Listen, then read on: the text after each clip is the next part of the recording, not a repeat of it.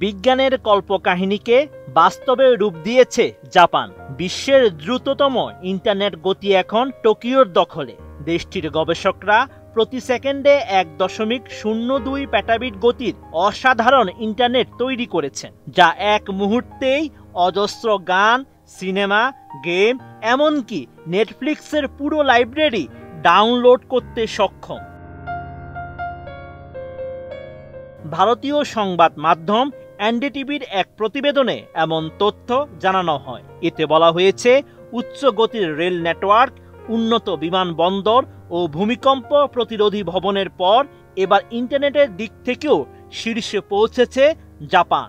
দেশটির national institute of information and communication technology বা এনআইসিটি জানিয়েছে, এই নতুন ইন্টারনেট গতি যুক্তরাষ্ট্রের গড় ইন্টারনেটের চেয়ে প্রায় 35 লাখ গুণ বেশি।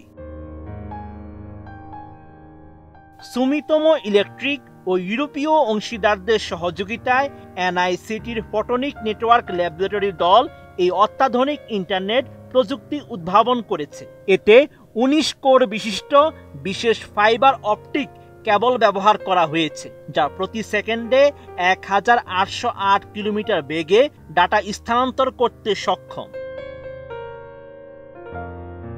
গ্যাজেটের তথ্য মতে, জাপানের এই নতুন ইন্টারনেট গতির মাধ্যমে প্রায় 100 গিগাবাইট আকারের ইংরেজি উইকিপিডিয়া 1 সেকেন্ডে 10,000 বার ডাউনলোড করা যাবে। এমনকি 1 সেকেন্ডেই 8K মানের ভিডিও ডাউনলোডও সম্ভব। উল্লেখযোগ্য বিষয় হলো, এই অপটিক ফাইবার কেবলটির পুরুত্ব মাত্র 0.125 মিলিমিটার, যা বর্তমানে ব্যবহৃত তারের সমান।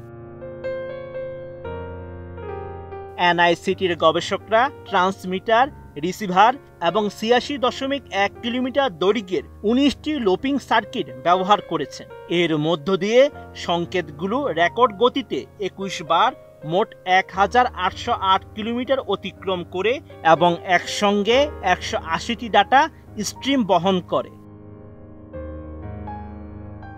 বিশেষজ্ঞরা বলছেন, এটি শুধু ইন্টারনেটের ক্ষেত্রে নয়, পুরো প্রযুক্তি দুনিয়ার জন্যই এক যুগান্তকারী আবিষ্কার।